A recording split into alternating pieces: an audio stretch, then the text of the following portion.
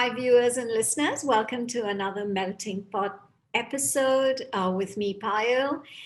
And today I'm in conversation with a very, very special guest. My guest today is Alexandra Kutas. Alexandra is talking to me from London. She wears many, many hats, and I'm going to leave it to her to talk about all of that. But I can say that she is the founder of Puffins Fashion, co-founder of Puffins Fashion. And but that's not all there is to Alexandra. So thank you so much for joining me today. It's my pleasure. So Alexandra, I think we'll talk about Puffins Fashion towards the end of the conversation. I'd like kind of logically. Yeah. Yeah. So I'd like to know more about you. I think you're from Ukraine, if I'm not mistaken. Yeah, I was born and raised in Ukraine, and I lived there till the age of 24, I think. Yeah. Okay. And then, so a little bit about you, because I know that what's very, very inspirational is that you are on a wheelchair, and you were the first, if I'm not mistaken, wheelchair model I don't know whether it was the entire world or in some part of the world. And how did you get into fashion? And a little bit, about your culture, where you come from, would be an interesting starting point. Sure. So yes, I'm world's first runway model in a wheelchair. I was the first one who modeled in New Delhi, Kyiv in New York on the runway, which covers 3 different continents. And I'm originally from Ukraine. I was born in city Dnipro. I had a birth injury due to doctor's mistakes. So I've been in a wheelchair my whole life. And funny enough, usually. Sorry, what's the injury? What exactly is the injury? Spinal cord injury. So they pulled out me too quickly, and I was, as far as I know, I was in a coma for some time right after the birth, but I survived. And that's actually quite interesting because I'm 27 years old now, and still by this day I go to the doctor for an appointment and I ask, like, what happened, why I'm in a wheelchair, and I tell them that story. They say, "Oh, I'm so sorry," and I'm like, well, it's fine, it's been 27 years, I kind of got over it.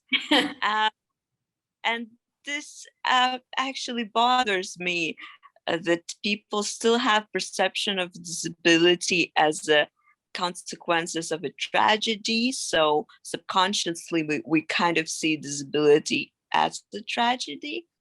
But I really would like to reshape that understanding and perception, because I think it's more like a victory of life. Because the other way that it could go, I could just die after such a serious injury, but instead I survived and I live already 27 years. I gave a birth to a child last year. Wow, congratulations. I'm a mother, and of course disability do put certain limits and certain difficulties, but to be honest, most of them are because the world is not accessible enough. This is why for me it's super exciting to be talking to you from Singapore, because I know it's on the many lists as one of the most accessible city in the world, and I still have never been there, and I'm very curious how the life in the most accessible city in the world looks like. Yeah, it's to bring some context, well, where I was born and raised in Ukraine. Ukraine is a wonderful, very beautiful country with very kind people and amazing food. But unfortunately, a difficult political situation, right, for quite a long time on many different levels. Especially situation got worse since the war with Russia in 2014. But so Ukraine is still kind of fighting for basic essential needs as safety for the country, and the questions as accessibility for elderly and people with disabilities is on the radar, but hasn't been taking into serious actions as yet. So wherever I would go, I would be the only person in the wheelchair. Most of the times, I was the first and the only child at my school in a wheelchair. And why did I go to a regular school where all other kids were? Was mostly because of my mom's strong will to happen so, and as well as the support of the teachers, because she herself used to study at that school. So they wanted to support her and her family, and I graduated from there as well. As well, I was the only person in my university who was in a wheelchair attending the lectures every day as the other regular students, even though my faculty, I studied psychology, and my faculty was on the 4th floor with no elevator, only stairs. And the only way that that could be possible was through the help of my classmates. So some of them like became my really close friends up to this moment, and now it's strong guys. And sometimes I joke that they owe me money for all that workout they had for 4 years, picking me up to the 4th floor every day for the lectures. To be honest, now living already for almost 3 years in London and enjoying more or less accessible environment, I can't imagine how did I do that back then. But I guess I had a lot of motivation, and it was something like, if something wasn't accessible, it didn't matter, because nothing was really accessible. So it was more question of how strong is your motivation to actually do something or go. And I really enjoyed my mostly, especially first 3 years studying at university, and I was very passionate about psychology. So that obstacle, I knew that shouldn't stop me. Yeah, I think you talked about motivation. So I think when you have the will, anything is possible to achieve. I completely agree with that. And I mean, so you mentioned that you were the only wheelchair student, right? Or a lot of places that you went to, you were the only one in a wheelchair. How did people respond to you? How did they, you did mention that some of your friends, they would carry your wheelchair up before because it was a walk up. But in general, did you feel any kind of, because people tend to maybe unconsciously, they probably, okay, at growing up, some kids can do it deliberately, be mean, but some unconsciously may say, oh, we feel sorry, or, something like that. Did you get that kind of a reaction from people? And then if you did, how did you sort of overcome it? Because I can see that you're very, very spirited, and which is so inspiring for a lot of people to hear, and the will to kind of keep going and going, and doing different things, and achieving so much. life is long, so it's I would be lying if I said there was never some negative reactions or something which would be offensive. Uh, Overall, I would say my experience was very positive, but I guess it's also connected that if there was anything, I would immediately kind of forget about it, because that would be from people who meant something to me. It would be just from random people. Yeah, who didn't really matter in your life, right? So Yeah, yeah. it wouldn't have a huge impact. I do remember some quote, like some phrases that I don't remember who said it or exactly when said it, but I've heard phrases when someone who fully like body able and don't have a disability would say, "Oh, you know, I would better die than I would be in a wheelchair." Uh, and not maybe it wasn't said directly to me, but just the general attitude to what it means. And I kind of, right now, what I think about that is, first of all, yes, it's once the city or the country doesn't provide any accessibility at all. So for you to be in a wheelchair, it means cut off everything what you ever could do. Then yes, it's quite, it could be quite unbearable experience. But otherwise, if you do have abilities to still go out and do things, it just means how, you know, how sad your life is, that if you start to have some discomfort and difficulties, you would so easily just give it up. I think it's not as much of how difficult it is to be disabled or in a wheelchair. It's more how empty your life might be. Because definitely throughout my experiences, for whatever I was doing, I always needed a very strong passion for it, because otherwise it would be just impossible to keep pushing. This is why I think, you know, I managed to do something world's first, because I was trained to have those high passions and motivations right from the childhood. And about the opinion, I guess I would like to share one memory from my childhood. Yeah. So when I was around 5 or 6 years old, my parents took me on the vacation to Crimea, which is Ukraine. And we went to like a dancing party for children.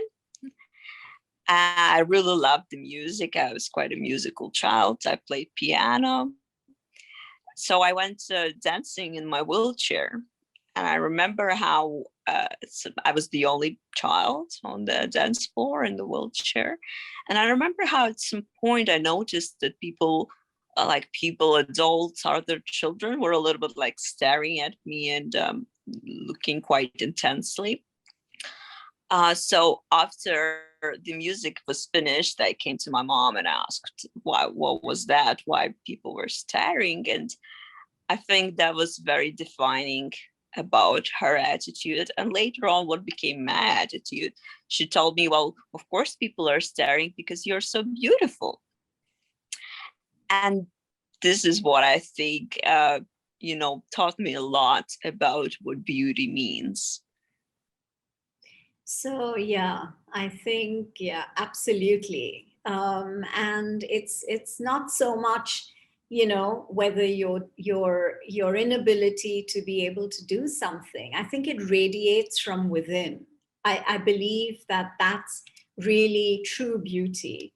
And then, it's because people tend to look at beauty in a very, very superficial way, which, I mean, looking at you and that radiance that you have, I think it just completely cancels out everything else that you may be experiencing in terms of your disability. And so, yeah, I'm absolutely, it makes it so special is all I can say, you know. Um, I mean, I do find it quite,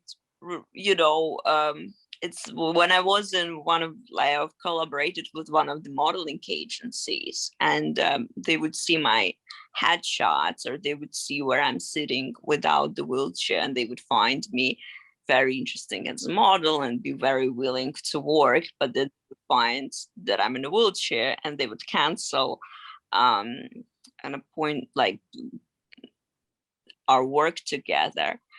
I find it very ridiculous because I don't see, like, wheelchair is a actually incredible device that make you be able to move around. yeah, And absolutely. Yeah. with the time, I see the companies, and of course it's still work in progress, but they're becoming more and more sophisticated, more and more stylish. So this is just blows my mind how if someone is sitting, they become immediately, you start more doubting they are and the way they look in the comparison that if they stand. Kind of still doesn't make any sense to me, and I really hope that with the time and with my work in fashion industry and the work of millions of other people who care about diversity, it will definitely be changed. Yeah, I'm sure it will. It's just a matter of time, I think.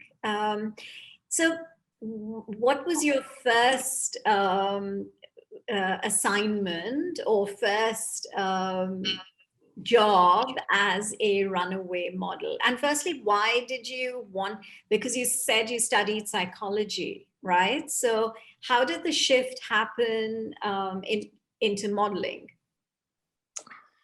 Shift happened. I was one day after my university lectures, I was sitting in the cafe having a lunch by myself.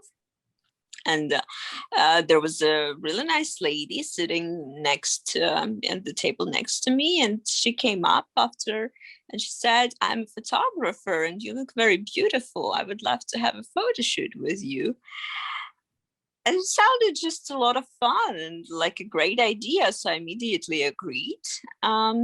We met upcoming weekend. We went to the park and I had such a great time. I just fell in love with the process of photo shoot. It was my first professional photo shoot when it was just me and the photographer.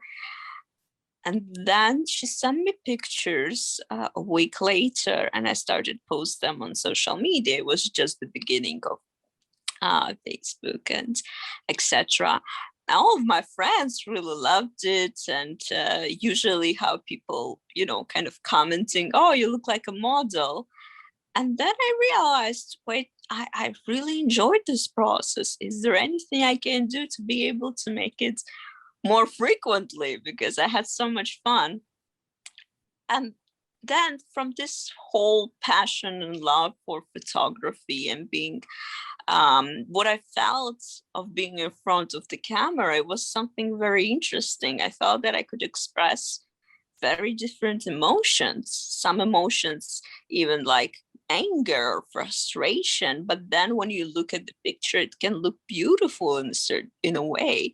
And that made me, I guess, was like a therapeutic result of making you accept yourself in the moments, not just when you're happy and smile and it looks so pretty, but how it can still be beautiful when you're sad, frustrated, or angry.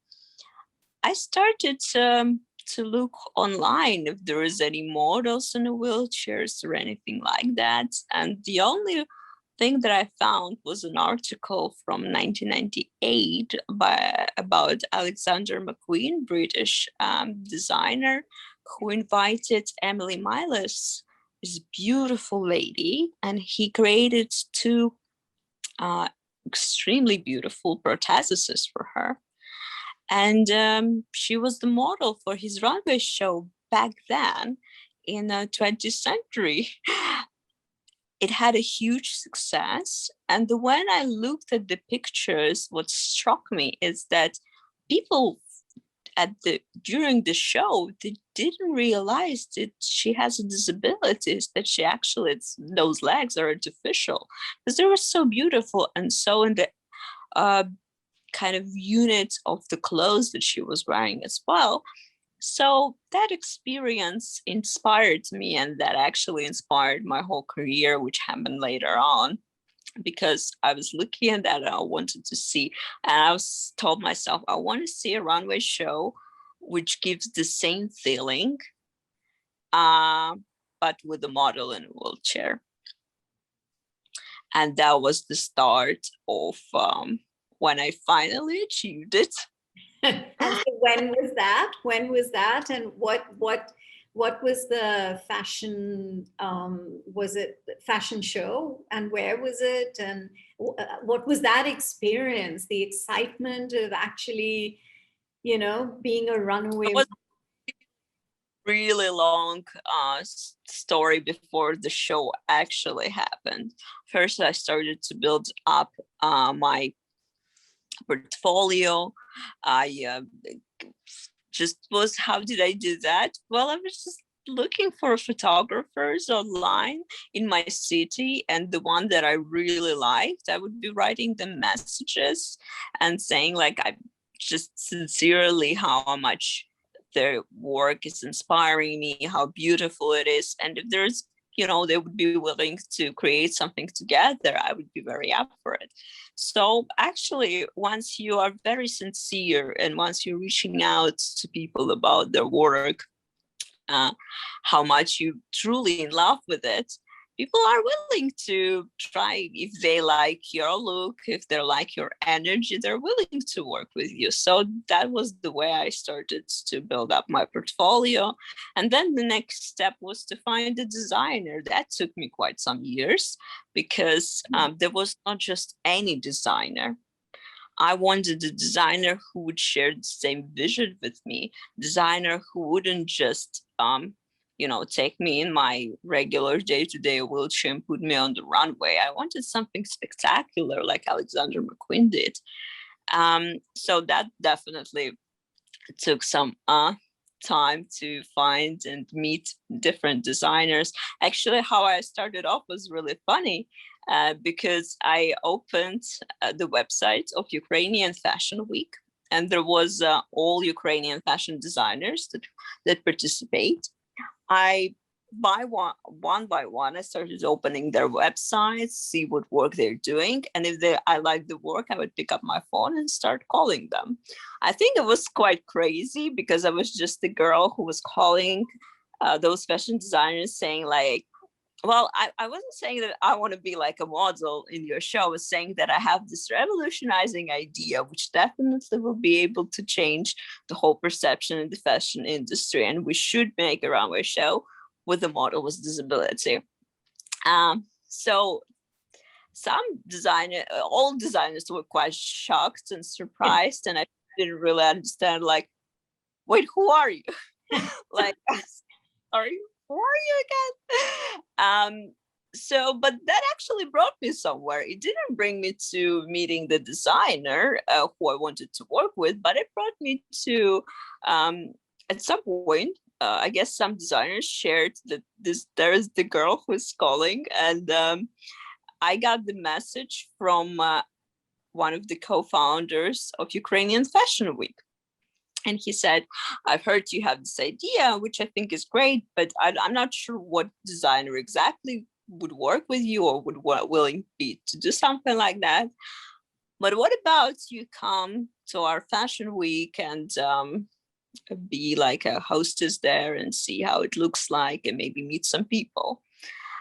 So I agreed to that, because I just for a context, no one in my family worked in fashion, no one had any connections, no one really knew anyone. So that was my kind of a way in. So I went there. And then something funny happened. There was one specific designer who I was thinking would be the most open-minded.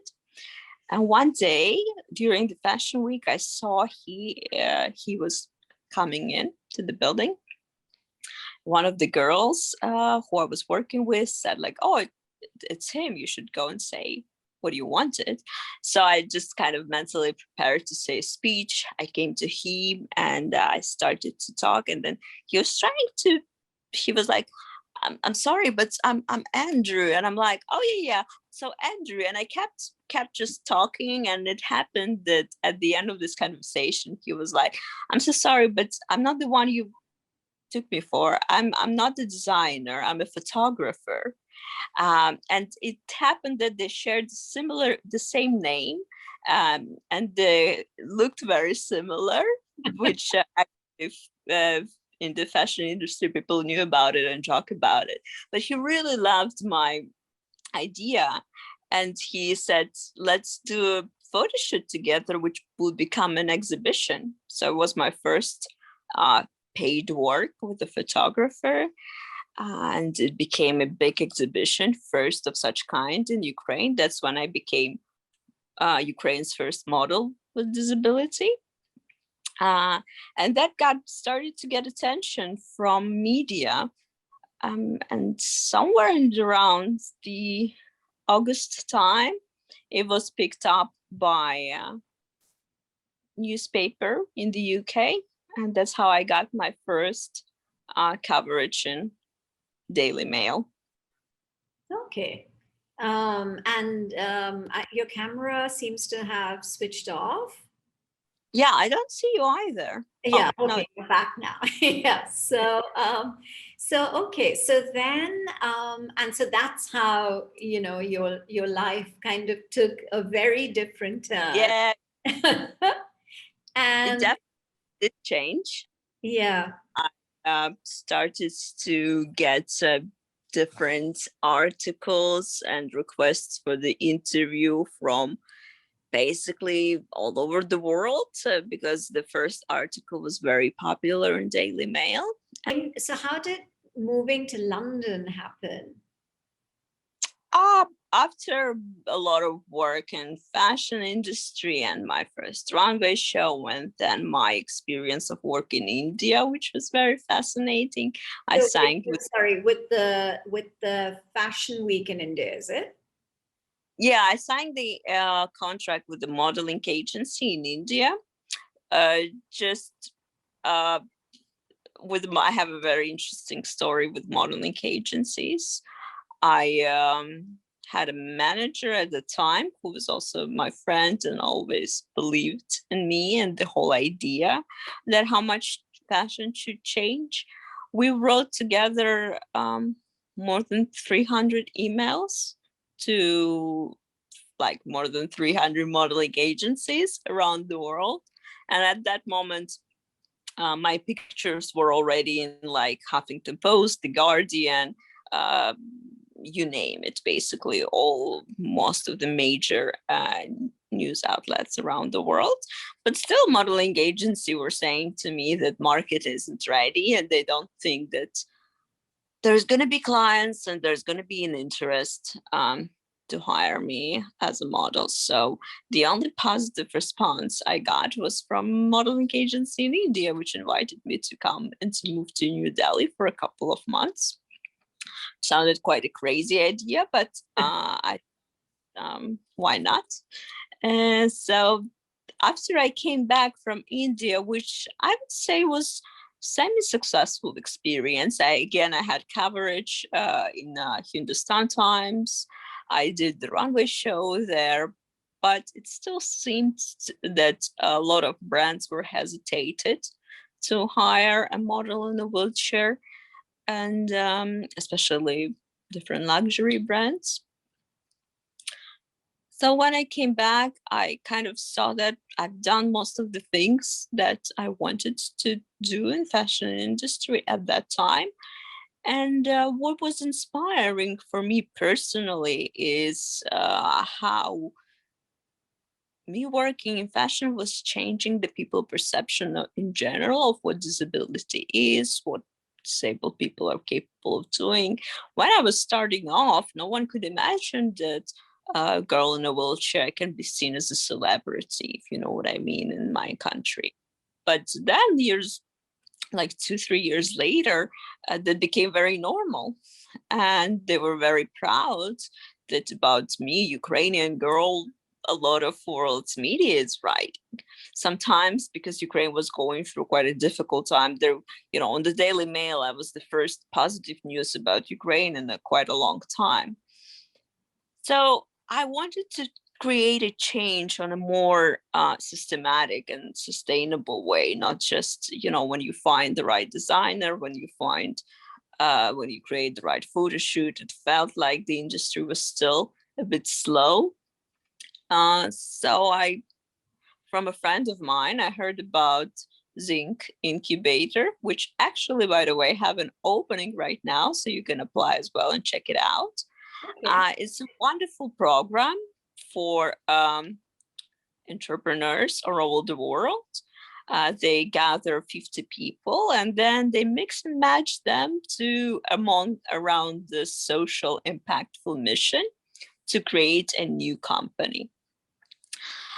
Even though back then I didn't have that much experience of leading business, I had a lot of experience in other areas, and I guess my passion and determination, that's what I was picked up as one of the participants of the program. I was the first Ukrainian to come to the program to London, and this was my how I moved here.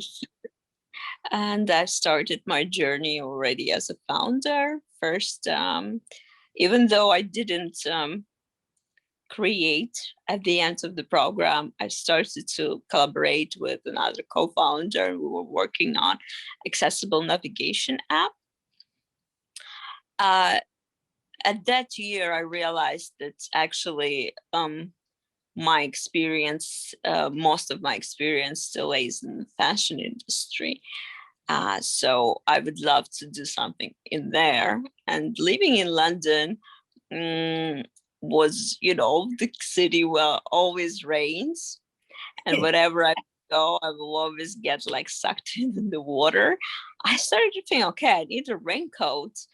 But I couldn't find anything stylish for, especially considering the fact that I'm in a wheelchair, something that would be convenient to put on and take off, something that will be able to cover my legs, my sleeves wouldn't get very soaked in water and dirty.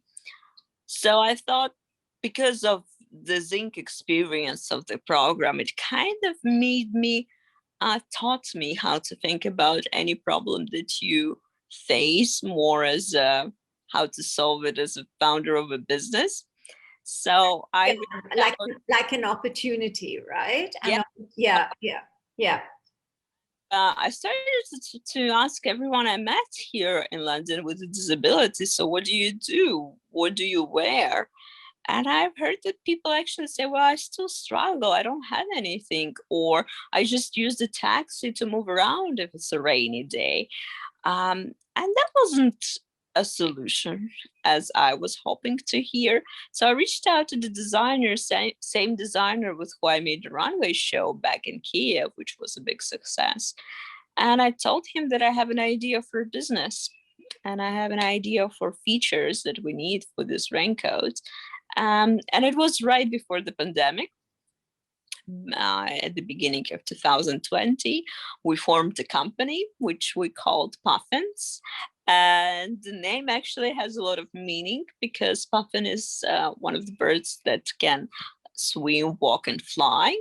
And this is kind of the same attitude that we want to, philosophy that we provide with our company is that it's about universal design. So people that can walk, run, or sit will be still enjoying the product. So somewhere in the February 2020, we started to working on our first prototype. And around the same time, I found out that I'm pregnant. Ooh, okay. Yeah. So, which was quite a surprise for me. quite a joy for my husband because he always wanted to have kids. So then pandemic happened. Actually, so it kind of delayed our plans on the launch of the company. But it was good that my husband was working from home. So during my pregnancy, he was always there for me and he was always helping because, again, because of pandemic, none of the relatives could come and travel and help.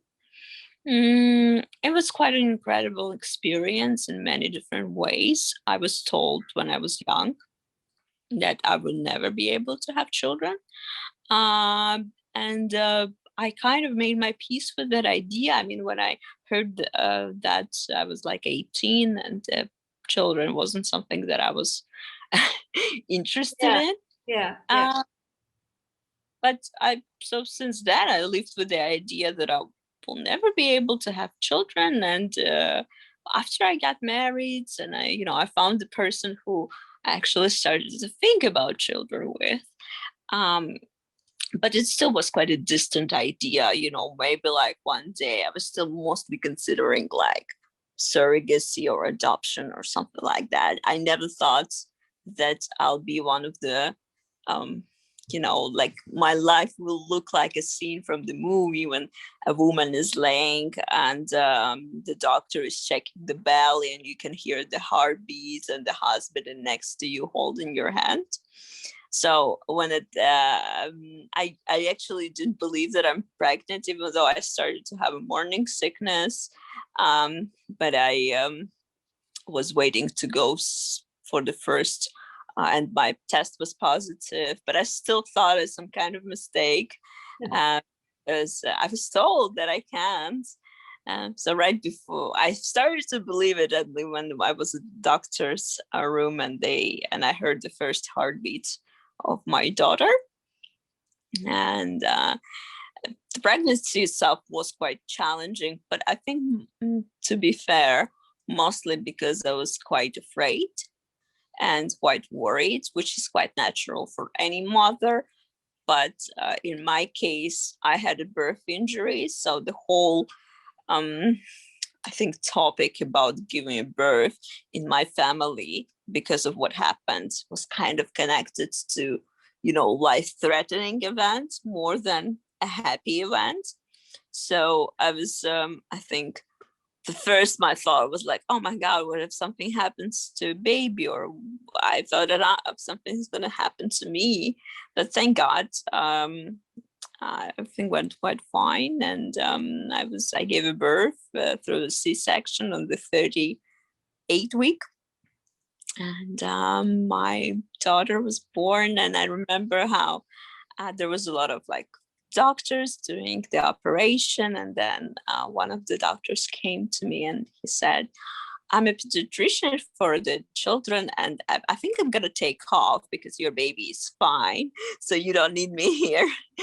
And that must have been it must have been a relief, a joy. You must be so overwhelmed with the fact that and probably would have taken you time to actually believe and accept that, yes, I do have a baby girl, a biological baby girl, when everyone had said that was not possible. So I think that's quite incredible. Yeah. And yeah, it was. And I mean, to be fair, I was so worried about birth that I wasn't really thinking about much what's going to happen next and how many sleepless nights we're going to have and how difficult it is to raise a child. Thank God my husband had a chance to take a paternity leave, which was incredibly helpful and just necessary for our family. Otherwise, we didn't have any other support of like relatives, because his family lives in Canada and mine in Ukraine, so no one really to access, and there was a harsh lockdown everywhere, so no one could really fly to us. That was quite hard. I remember that the first months was especially difficult for me, and my body still felt a bit like after the pregnancy and after I'm quite a tiny lady. I weighed like around 42 kilo before I got pregnant, and my daughter was born and she was around 2.8. So quite a big baby for quite a tiny lady. So my whole body was really tired after this whole experience of C-section and recovering and taking care of the baby at the same time. Was very challenging. I struggled with breastfeeding at the beginning, but and I remember I started to kind of have falling into postnatal depression because I was really worried that I won't be able to properly to take care of the child because of it's kind of sad how during the pregnancy woman is amazed by her body, that her body is capable of bringing new life, and then after you give a birth you start to be again kind of mean to your body because it's not immediately capable of doing everything it could be doing before pregnancy. So there was a bit of a period when I felt hints of depression and anxiety about how I would be able to deal with this, and a huge responsibility, probably overwhelming feeling of this responsibility that I never had before. I never really took care of children. I never had experience with babies, same as my husband. So we were just like, okay, what are we gonna do now? Because it's just you and I and this baby, and we gotta take care of it the best we can. But with the time, of course, and experience, now I feel we are very equipped parents. She's already 8 months old. She already said mommy. She's trying to walk. A very independent child, loves to eat by herself. And I'm just every day she learned how to clap the other day, so she's always kind of ahead of the old development points that children are supposed to have at that age. She's a very bright child, and I'm very proud of her. Yeah, So now of course it feels yeah, already yeah, no, that's awesome. That's so that that's such a special feeling, despite everything else that goes with it, the emotional impact and all of that. But and physical impacts and impact of like lack of sleep. And I'm very lucky that my husband, we kind of agreed that he's taking care of the baby at night, because I was taking care of her for 9 months of pregnancy. Right.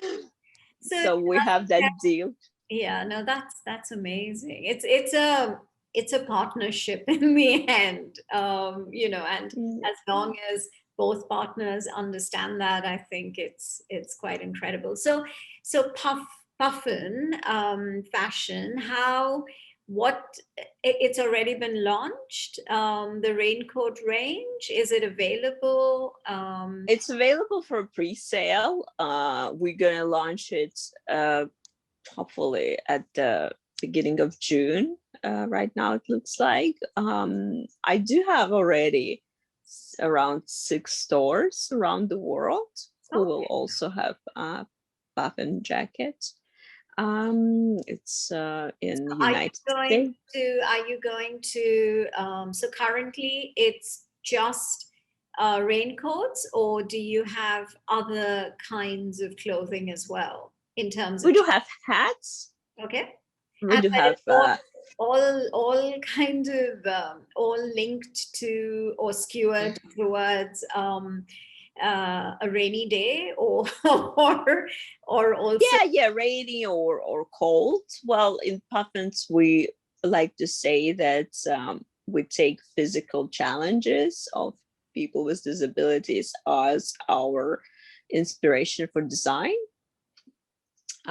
rather than an afterthought, which happens in any other most of the other brands. So currently we are looking at raincoats because that's what we found the most needed thing. So we have it in 4 different sizes, 3 different colors. We have 2 types of summer raincoat, which is quite light, and the winter one, which is quite warm. And I'm looking. Where do you get them? So do you have like a factory, or? Yes, we do have a factory that manufactures them in Ukraine. So basically, so you're giving back in a sense. Yeah. I mean, I'm collaborating with a designer who's Ukrainian. He's just brilliant. It's it's like when you meet someone and you understand that this person is a genius, and he's been in fashion for more than 20 years. And I've never seen anyone who is that creative and that incredible with the design, because I can come to him with any kind of difficulty or issue, what needs to be in the clothes, so we can solve this problem. And he can come up with it like within minutes, and it's gonna look it's not gonna be just practical, but it's gonna look great. So I'm very proud that he is my co-founder, and we're working on this together. I can't imagine any other person to do such an incredible job. In the future, we're looking into also doing blazers. So we patent our raincoat just the other week. Also, we're really looking into expanding, not just for clothes, but for furniture. We're looking into accessible furniture as the next step of Puffins development as a company, which luckily happened. Designer Fyodor Rozanov, as well as an expert for designing the furniture. So this would be our probably step for the next year. Yeah. Wow. Things will go. Alexandra, if like when we just as a closing, most of my listeners and viewers will be so inspired by your life story anyways, but is there anything that you would like to add in terms of following your dreams, or anything that from like takes a leaf out of your life that you think will inspire the listeners and the viewers? I believe that there's nothing and no one should be able to define who you are or what you're capable of except yourself. That's the question. Because once you start to believe it yourself, that that's what you are and what you're capable of, trust me, you will have much more chances to actually achieve it. I remember when I first came to Ukrainian Fashion Week, I was just a girl from a middle-sized town with no much knowledge or connection of the fashion industry, and I had to go to one of the most famous designers and propose them something, which at that time sounded quite crazy idea. So what I did, I just as a mental preparation, I remember I was kind of trying to convince myself that I'm already been on the book cover and I'm already very established and successful model. It's just I came back in time and no one remembers about it and no one yet knows, but I do know that that's what's going to happen. That's not just a possible reality, that's the fact that the fashion will be like that. And it's just a question of who will be that person who will shape it that way. And it really helped me, as well as allowing yourself to sometimes take a rest, to give up, to stop doing what you're doing, even though because that moments of stillness can actually bring you a new perspective. I had that moment after like my trip to India, and I came back and I was quite confused what's going to be the next step that I'm going to do, because I kind of stumbled into the fact that I'm not just a very rare model in a wheelchair, but also I live in Ukraine, which is closing certain paths to different markets in terms of the visa. And I became kind of, gave myself some time. I wouldn't say I gave up. I gave myself some time, and then it changed my perspective. And I went into business, and now I'm not just a model, but also a founder, and I can see how much more I can make a difference, and much more I can influence the industry in this new role. And it's very inspiring for myself that actually you don't have to totally give up on the vision. You might just stay still and then change the perspective how you're going to get it. That's really well sort of articulated. And I'm sure, just like I feel, I'm so happy to be talking to you, and I'm feeling so inspired listening to you. I'm sure my viewers and listeners will feel the same way. And it's been a privilege talking to you, Alexandra. Thank you so much for your time. I have to say that I've really, really taken away, a few learnings for myself as well through this conversation. And I think it's been very special. So thank you so much once again. Yeah, thank you for interesting questions and insightful conversation. And if there's anyone who would be interested in collaborating with us or reaching out, please feel free. There is puffinsfashion.com, and you can send us a letter, and I'm very open to like-minded people. Great. I'm sure the message will be out there. And I wish you all the luck and enjoy your daughter. It's like, so you have a new baby, and Puffin is also a new baby, and good luck with both. And A lot of work. A lot of work, yes, but it will eventually pay off. So, just keep smiling, and you do radiate that energy, which I'm sure people who are watching this conversation will take away from, like I have. So thank you very much once again, Alexandra. Thank you.